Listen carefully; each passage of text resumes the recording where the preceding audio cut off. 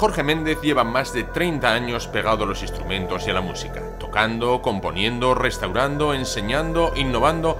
Y es que este hombre, que desde muy niño ya formó su primer grupo musical, se integró posteriormente en formaciones como Los Murciélagos, Corroscada, Luétiga, Extramonio y un sinfín de bandas más, y al poco tiempo pasó a editar discos con sus propias composiciones, donde solo él tocaba todos los instrumentos, realizaba los dibujos de sus portadas y los distribuía llenando las alforjas de una moto, otra de sus grandes pasiones.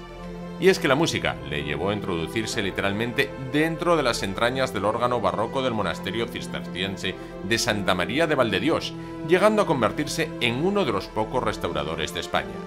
Ha realizado giras por Estados Unidos, México, Francia, Portugal y ha realizado numerosas grabaciones discográficas.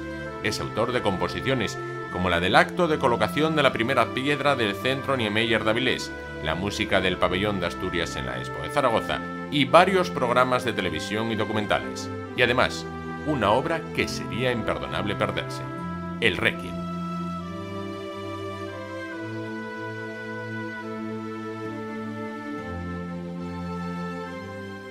Yo creo que todo empezó cuando estaba mi madre embarazada de mí.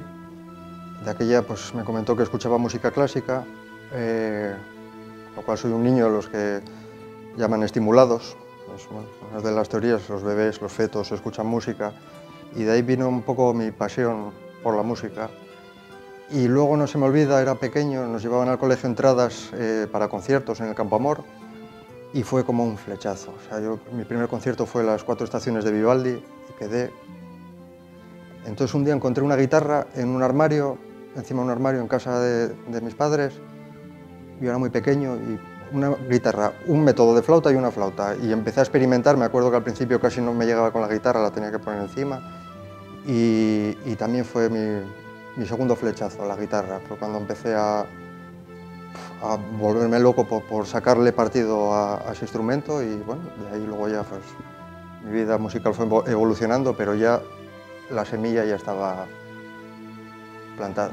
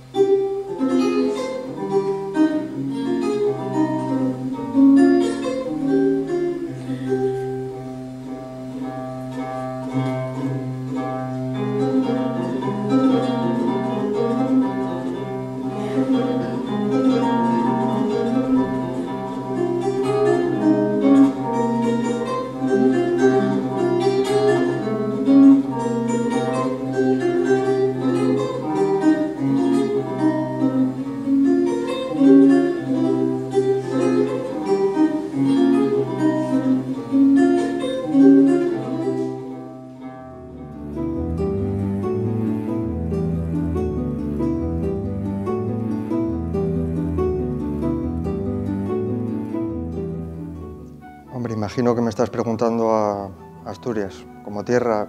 Yo realmente no sé cuál es mi tierra. Nací en el País Vasco, he trabajado allí, he vivido en muchos sitios, he estado 10 años en Madrid.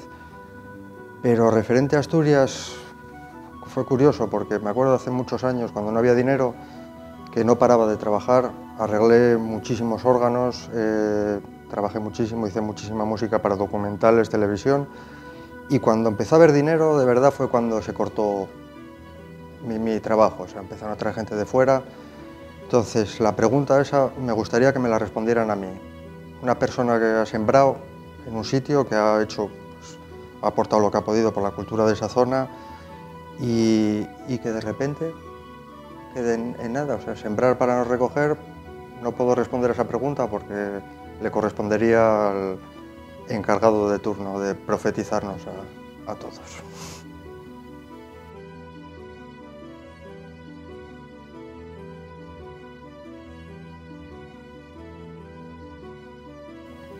Mi música, yo creo que más que evolucionar, se ha ido puliendo. Te digo, después de escuchar Vivaldi ya tenía muy claro el estilo. Empecé con instrumentos acústicos, aunque bueno, luego pasé, claro, la época de los 13 años que empiezas con grupos a tocar la guitarra eléctrica, pero yo creo que mi época de grupos y guitarra eléctrica y rock era paralela a lo que yo quería hacer, que era una especie de música clásica con sello personal. Entonces, bueno, el conocimiento pues te lleva a pulir. Es igual que si tú tienes tu estilo de pintar, pero siempre pintas igual, pero cada vez lo haces mejor. Entonces, yo creo que la evolución ha sido más técnica que personal.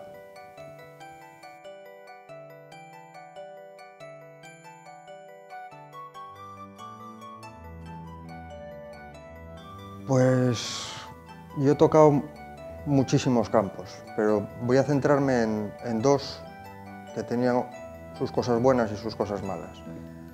La composición es, en teoría, pues como compositor, yo me considero compositor, no soy instrumentista, o sea, toco instrumentos porque para componer hay que conocerlos. Es maravillosa, pero es muy solitaria, o sea, tú estás solo ante una partitura. En el momento en el que esa partitura se termina y sale de tus manos, ya se acabó ese proceso de la composición. Es solitario, pero extraño, o sea, le falta algo. Ese algo que le falta lo tiene, digamos, el tocar en directo pues, con grupos de rock, sobre todo, de folk, de lo que sea, que es el contacto con el público. Es un momento personal pues, muy vibrante, pero, claro, musicalmente no te aporta la calidad que te puede aportar pues, estar componiendo para una orquesta sinfónica, para un coro, ese momento sublime de decir estoy haciendo algo muy grande. No, estoy tocando 4 acordes, a veces medio borracho, que luego lo escuchas y dices, pero ¿qué he tocado yo? Sin embargo, en ese momento pues, es increíble. Entonces, bueno, al final el lujo es poder permitirse tener ambas cosas.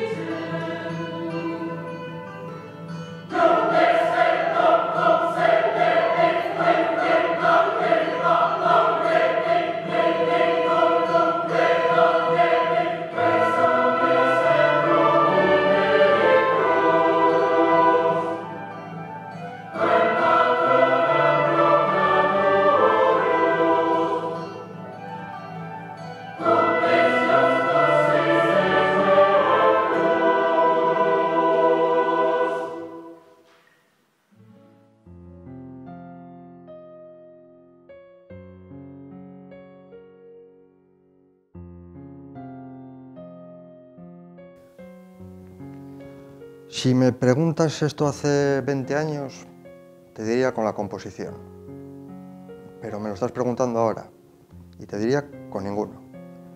Porque me acuerdo cuando yo empecé a grabar discos, que grababa no lo mejor que tenía, porque esperaba tener más medios. Yo siempre tuve muy pocos apoyos.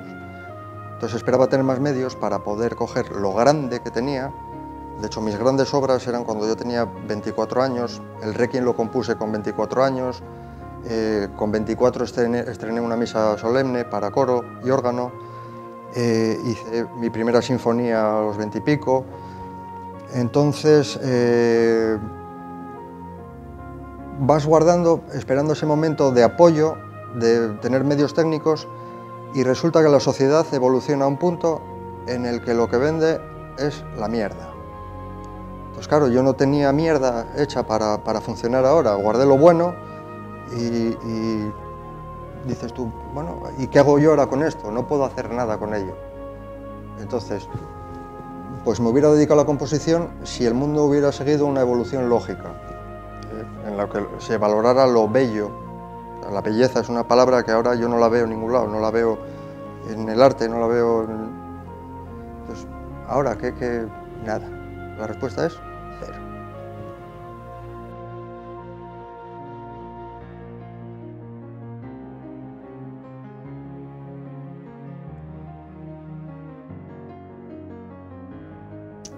Bueno, yo creo que hay dos problemas gordos y no nos damos cuenta.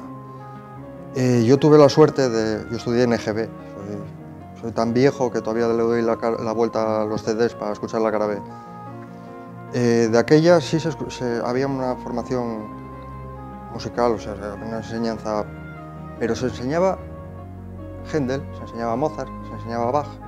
O sea, estamos en un país que tiene un patrimonio cultural inmenso y conocemos a todos los extranjeros y no conocemos a Correa de Araujo, no conocemos a Juan de la Encina, a Victoria, que eran grandísimos compositores. Entonces, siempre, de hecho, las orquestas, el mayor repertorio que hacen, siendo españolas, siendo subvencionadas, pagadas por los españoles, es repertorio de compositores extranjeros. Mal. Pero teníamos esa formación. Conocíamos a Bach, conocíamos a Händel, conocíamos a Mozart. Pero ¿qué pasa? Que es cultura. La música es cultura. Y la cultura no interesa, porque la gente culta piensa, tiene una visión objetiva de las cosas, es crítica. Una cosa te lleva a otra y te lleva a saber más. Entonces, yo creo que no interesa a un pueblo culto y la cultura, o sea, la música es parte de la cultura. Entonces, pasamos a la parte B de mi queja. La parte B es que ahora ya la música simplemente se deja de lado. O sea, ya ni Bach, ni Händel, ni nada. Porque yo prefiero que se estudie a Bach y no a los españoles a que no se estudie nada. ¿Y cuál es el problema? El problema es que la música, y está demostrado, el que toca un instrumento sobre todo, porque está la parte de tocar, que se debería, y la parte de conocer. El tocar un instrumento te conecta a las neuronas, te desarrolla pues, unas capacidades. Yo tengo muy pocas neuronas, pero muy bien conectadas. Hace que tengas mayor capacidad de hablar idiomas. Yes, of course, c'est la vérité, Vainoski y ye la verdad. Y te facilita las matemáticas. Tienes un instrumento que hace que una persona tenga mayor capacidad de estudiar cosas que sí consideran importantes. Y sin embargo, no se usa. No lo entiendo.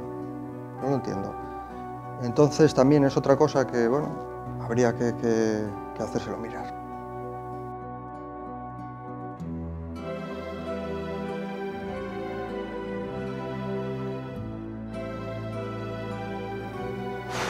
Es que, a ver, antes, digamos, la sociedad llevaba una línea más o menos ascendente, poco cambiante.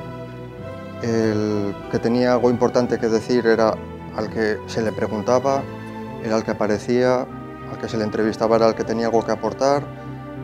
Y yo, bueno, ahora ya directamente ni veo la tele, porque de repente empezó a salir gente que no tenía absolutamente nada que aportar y eran los nuevos famosos, las nuevas estrellas de nuestra pantalla. Eso, OT y todo lo que me comentas, pues es lo mismo que pasó pues, con los programas de reality shows estos de mierda en la música. La música ha dejado de ser un arte, ha dejado de ser cultura para pasar a ser negocio. Si tú tienes un músico que tiene mucho que aportar, pero tiene esa cultura y ese espíritu crítico, no va a consentir que lo manejes. Entonces, ¿cuál es la solución? Buscamos gente joven, manejable, nosotros generamos la demanda y os damos la oferta. Aquí tenéis el producto, que somos los que lo hemos fabricado, somos los que nos vamos a beneficiar y nos da igual que tenga calidad que no. No es normal que en 4 días un chaval, con todos mis respetos a todo el mundo, habrá grandísimos músicos en los programas, pero no es normal que en 4 días pase de ser nadie a ser una estrella de la música, cuando hubo gente que le ha costado años llegar a que se le conozca. Entonces es otra de las múltiples cosas que no tengo explicación. En realidad no tengo explicación para ninguna de las cosas que me estás preguntando, menos para la primera.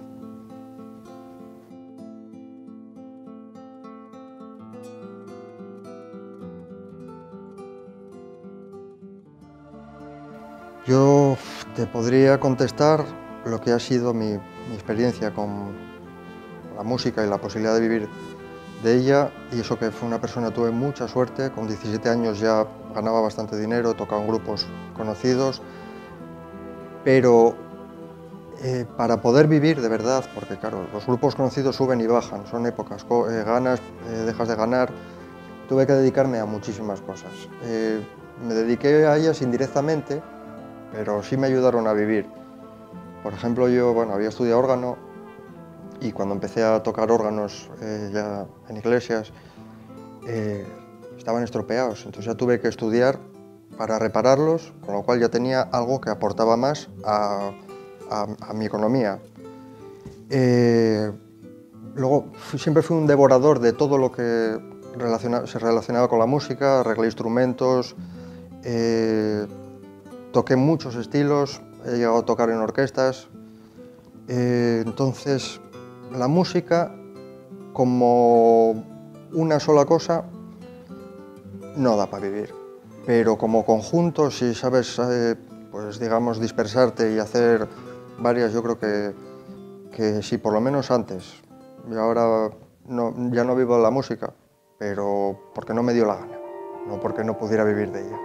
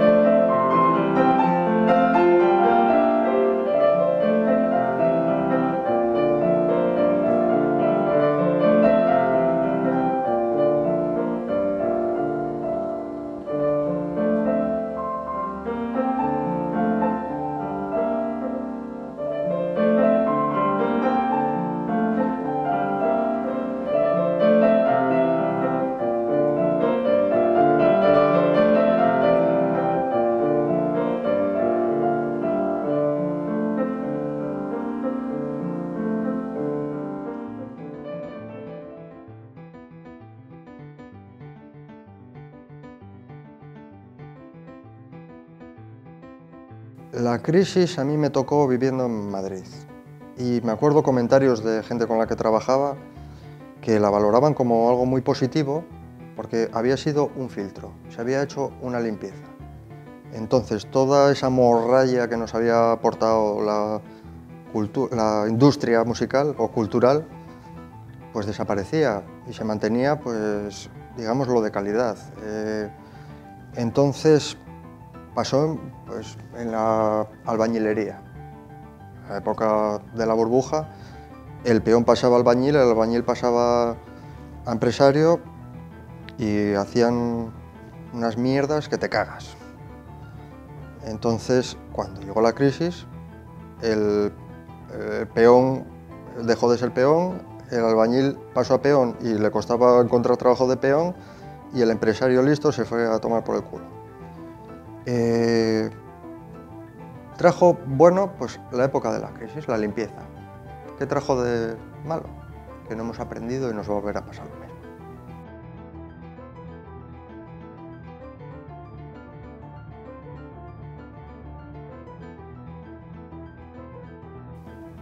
La creatividad necesita del creador y del el que disfruta de ella. O sea, no es cosa de uno. Y ahora mismo no sé cuál es el lugar para que el que crea presente su trabajo. Dicen, bueno, Internet apoyó bueno, permitió que se conociera. Sí, pero Internet había demasiada paja, o sea, la idea era muy buena, pero mezclabas el profesional con el amateur, mezclabas el que tenía algo interesante que aportar con el que no tenía nada que aportar, todo en un mare magnum. Entonces tenías que buscar la calidad entre mucha paja. Además Internet ha traído también mucha paja, gratis. Pero el problema es que ahora mismo no hay un filtro que te diga, oye, mira, esto vale, esto no vale. Abres el YouTube y te encuentras un vídeo de pues, un concierto increíble o una composición increíble de alguien que tiene 200 visitas y sin embargo tienes vídeos de cabras gritando que tienen millones. Entonces, ¿qué haces? O te adaptas, te disfrazas de cabra y gritas, o no te vas a comer ni los mocos.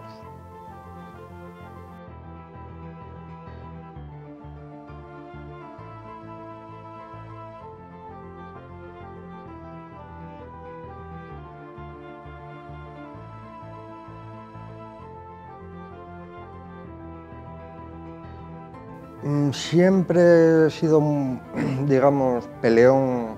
He peleado porque se conociera nuestra cultura, porque se valorara el arte, porque se conociera pues, todo lo que es difícil de conocer por los cauces normales. Y he luchado mucho y me he dado cuenta que ahora no merece la pena, porque ahora la gente, eso es lo que te decía, no tiene una opinión objetiva. Y somos un grupo de borregos que nos meten lo que tenemos que pensar. Dicen que van a implantar chips. No, ya nos han metido el chip de decir tú tienes que pensar así. Entonces, contra eso no puedes pelear, no puedes convencer, no puedes explicar. Mi proyecto actual es, musicalmente, no voy a pelear más. Me rindo además con una sonrisa. No me quejo, no he tenido una vida musical intensa y personal. Si yo leyera mi biografía no me la creería. Con lo cual ya me puedo permitir el lujo de decir no peleo más y hasta aquí. Entonces ahora mismo lo que me apetece es coger mi moto, lo que estoy haciendo, lo vendo todo, ya he vendido prácticamente todo, instrumentos y todo, he tenido una colección de instrumentos increíbles, me queda uno por vender y a viajar.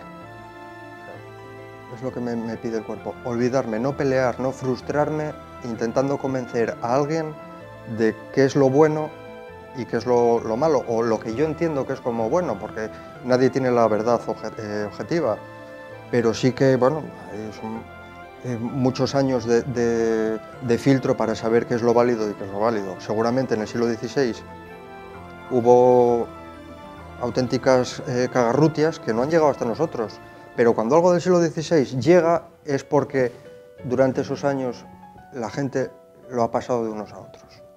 Entonces, ahora estamos en la época que, bueno, dentro de 200 años no sabemos qué pasará, si toda esta cagarrutia de ahora llegará o no, pero yo creo que, bueno, llegará lo poco que haya de calidad. Así que mi proyecto es decir, me rindo y voy a hacer lo que me gusta.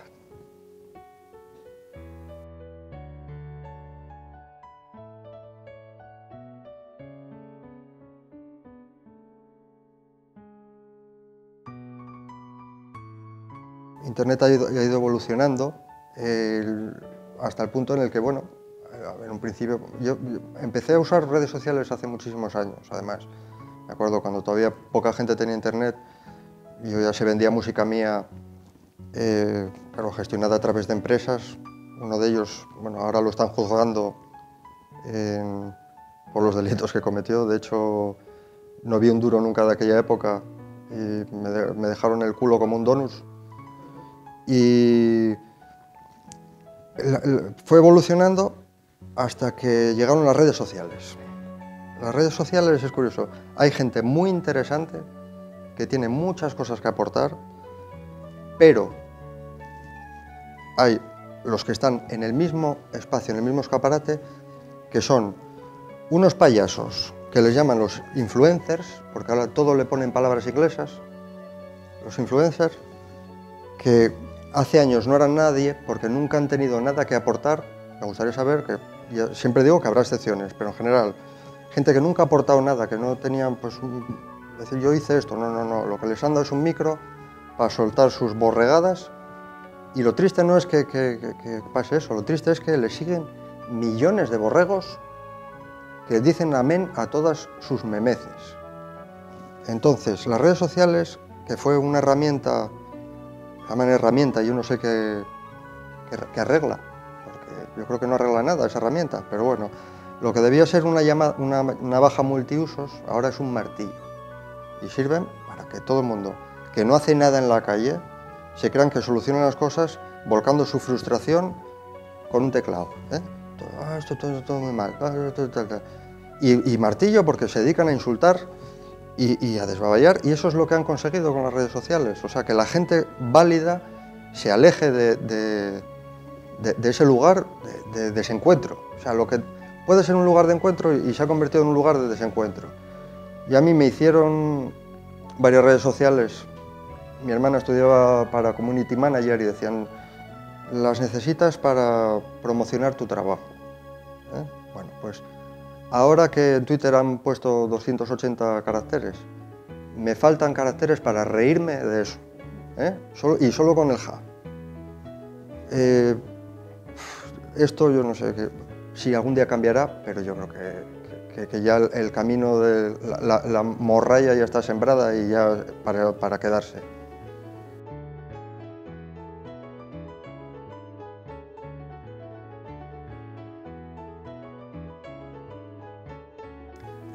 Yo distinguiría entre épocas de tiempo, porque hay, por ejemplo, los años 80 para mí, yo vivía en el País Vasco, tocaba en Corroscada de aquella, y los recuerdo con un cariño increíble, porque era una época de protesta, pero que protestábamos contra todos.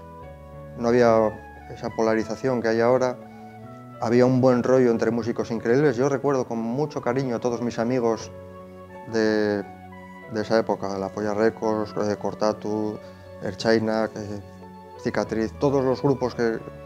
No sé, era un ambiente, época buena por el ambiente, porque realmente en España estábamos jodidos en esa época. Pero sí que había una ilusión por protestar y yo creo que lo hacíamos bien.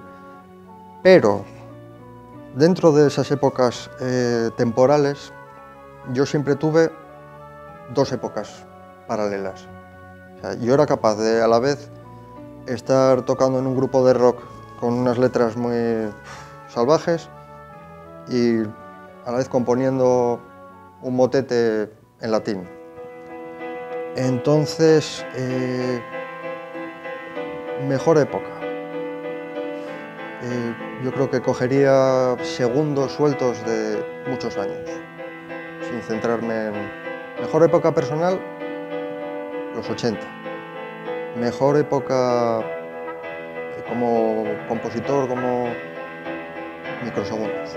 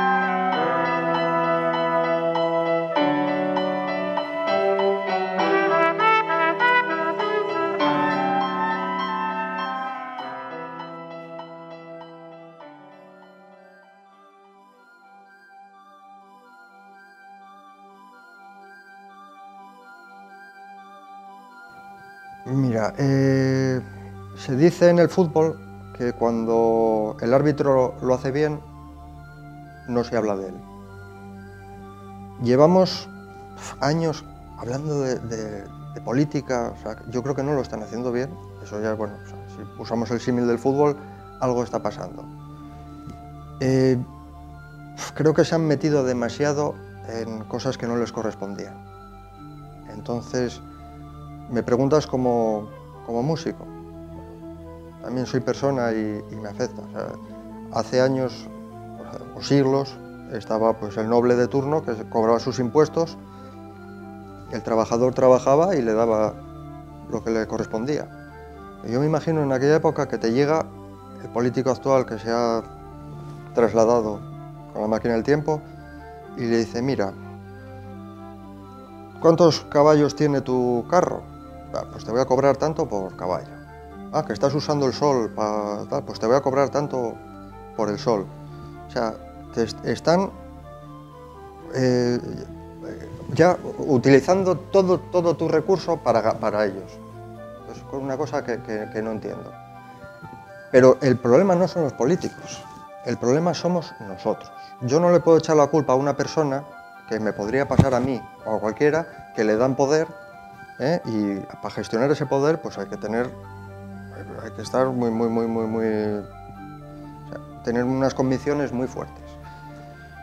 Claro, los políticos, si te fijas el Congreso y todos los hemiciclos donde celebran pues, sus debates, los políticos, tienen forma de váter. Forma de váter y te dicen, mira, esto es el váter, pero solo puedes tirar de la cadena cada 4 años. Pues ni eso hacemos bien. O sea, somos incapaces de usar una cadena que nos dan cada 4 años para limpiar lo que no nos gusta. Entonces no nos podemos quejar de los políticos, tenemos que quejarnos de qué hacemos nosotros para que esto funcione así. Entonces, culturalmente, me afecta más personalmente que culturalmente. O sea, me dan libertad de expresión, pero no puedo usarla. No. Me dan, dicen, no, tú puedes tener una moto que tiene 200 caballos, pero como los uses, vas a acabar empapelado. Entonces, que alguien me explique cómo funciona esto porque me pierdo.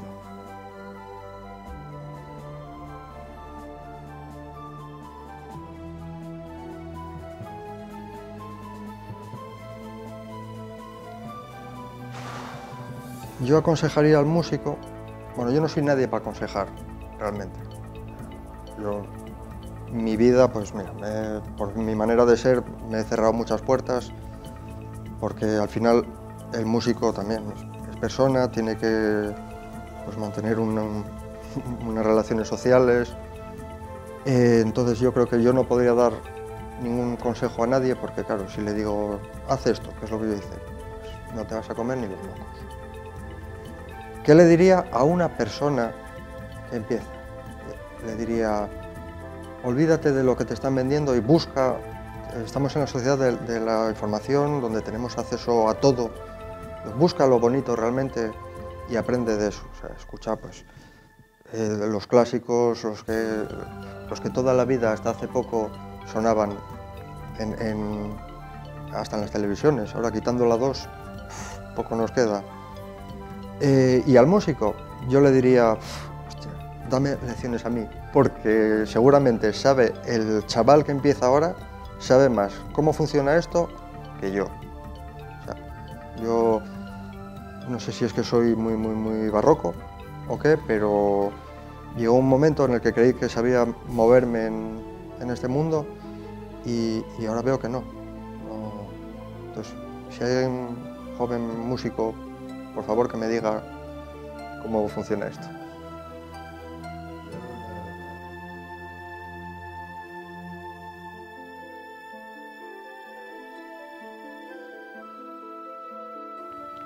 Curiosamente es al revés.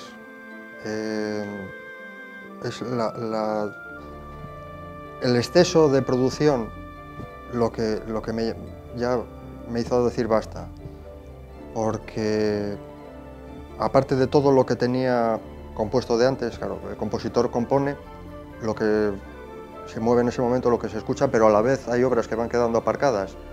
Y últimamente me veía en un punto en el que tenía ya, pues por años, por experiencia, demasiada facilidad para componer y me preguntaba, ¿y ahora qué hago yo con esto?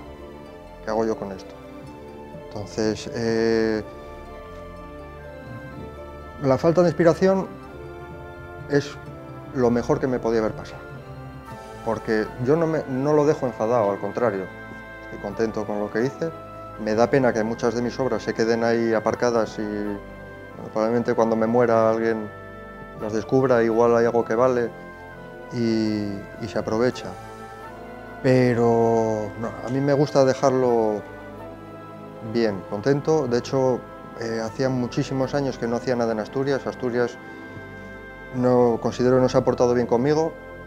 Pero un día mi amigo Ricardo Soberado me ofreció un proyecto que era hacer composiciones y arreglos para banda de gaitas y big band de metales. Fue cuando surgió el proyecto Sinestesia y para mí Sinestesia fue como una especie de legado, decir, mira, voy a hacerlo, o sea, no trabajo en esto, pero voy a hacer esto para que veáis lo que podía haber hecho. O sea, me quedo con la sensación de poder haber hecho cosas grandes, pero sí os dejo una muestra, aunque no haya podido llegar a todo lo que yo hubiera querido, una muestra de lo que podía haber sido. Entonces yo creo que como despedida musical es lo mejor que podía hacer. Es decir, mira, voy a hacer algo bastante grande en la tierra que más me ha dado por saco.